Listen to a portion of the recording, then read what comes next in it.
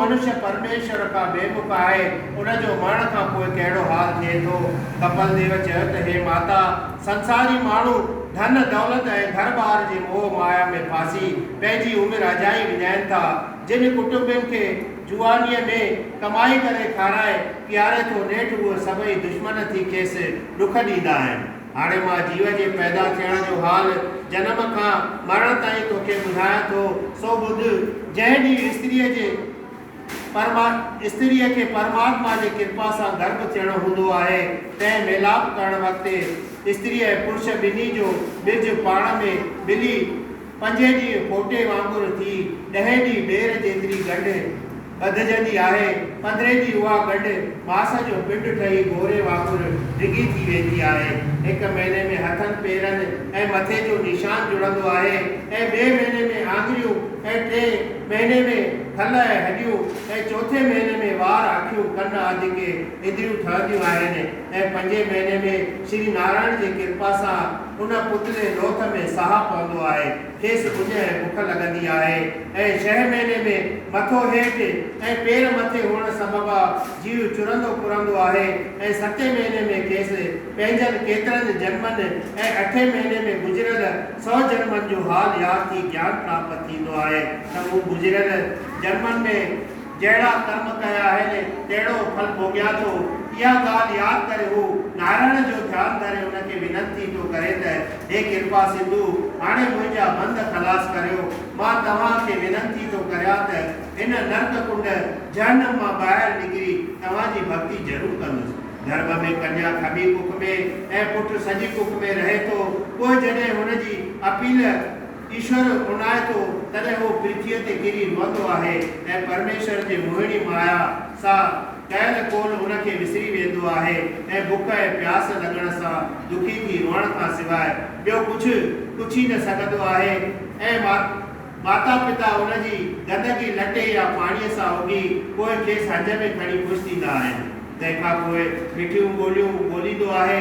जॾहिं इन उमिरि खां वॾो थी 5 साले में पेर पाईंदो आहे तॾहिं खेसि माता पिता विद्या सिखण लाइ गुरू वटि विहारींदा आहिनि, जिते विद्या सिखण में ॿार पुट जा दुख पाए ऐं कुझु उमिरि राग रूप में गुज़ारे जॾहिं 16 सालनि जो जवान थी चङा गहना ऐं कपिड़ा पहिरे थो तॾहिं अभिमान सां काम क्रोध लोभ मोह में फासी पाण जहिड़ो कंहिंखे नथो सम्झे ऐं जे दुखी ऐं कंगाल हूंदो त ॿियनि खे चङा कपिड़ा ऐं गहना पाईंदो ॾिसी जीव पियो जलाईंदो ऐं शादी थियण खां पोइ स्त्रीअ घर में अचण करे खाइण ऐं कमाइण जे फिक्र में राति ॾींहं गलतान रहे थो।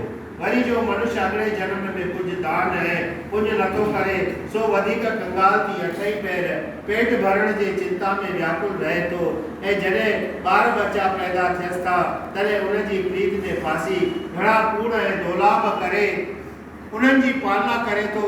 पंहिंजे स्त्रीअ जे मोह में फासी पंहिंजे माता पिता खे दुखी करे थो।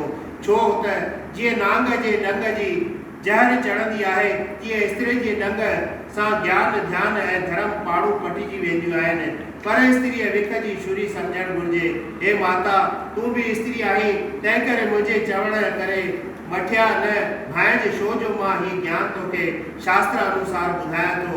ऐं जॾहिं जवानी गुज़री बुढ़ापो ईंदो आहे तॾहिं अखियुनि जी दीद घटिजंदी आहे, कननि मां पूरो ॿुधी की न सघिबो आहे, कमाइण जी ताक़त न रहंदी आहे, तॾहिं व्याकुल थी थधा साह खणी पछताए चइबो आहे त हाणे मां कीअं पंहिंजी औलाद जी पालना करियां। कंगालपण में त खाधे पीते पैदा करण लाइ वॾा वस कंदा आहिनि ऐं पंहिंजा पुट ई दुश्मन थी बीहंदा आहिनि। कंहिंखे कुझु चवंदो आहे त हू खेसि मेड़ा ॾींदा आहिनि। जीअं कंहिं बैल जा ॾंद खाॼी विया ऐं खुर घसी विया ऐं पुठी बोझो खणण जे लाइक़ु न रही त अहिड़े ओड़े बैल खे बीहारण बि मुश्किलात मालूम थींदी आहे। कीअं हे माता, उन वक़्तु उहो कोड़ियो इहो सभु दुख सही उहो सभु दुख ॾिसी परमेश्वर खां पंहिंजो मौत घुरंदो आहे। नेठि जॾहिं हुनजे मरण जो वक़्तु अची वेझो पहुचंदो आहे तॾहिं कफ ऐं पित ऐं वाईअ सबबा हुनजो गलो बंदि थी वेंदो आहे, साह खॼी न सघंदो आहे ऐं उन वक़्तु अधर्म ऐं पाप करण वारे खे जम जा दूत चवंदा आहिनि त जिन जे लाइ तो ही सभु पाप कया हुआ तिन खे हाणे पंहिंजे रखिया लाइ घुराए जॾहिं हू ज़बान बंदि थियण करे हुनजो को बि जवाबु न ॾेई सघंदो आहे, तॾहिं पंहिंजा पाप यादि करे सभिनी ॾांहुं निहारे रोअंदो आहे।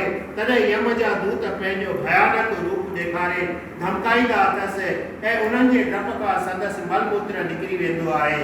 उहो दूत उन मौत आयल खां सवाइ ॿिए कंहिंखे बि ॾिसण में न ईंदा आहिनि।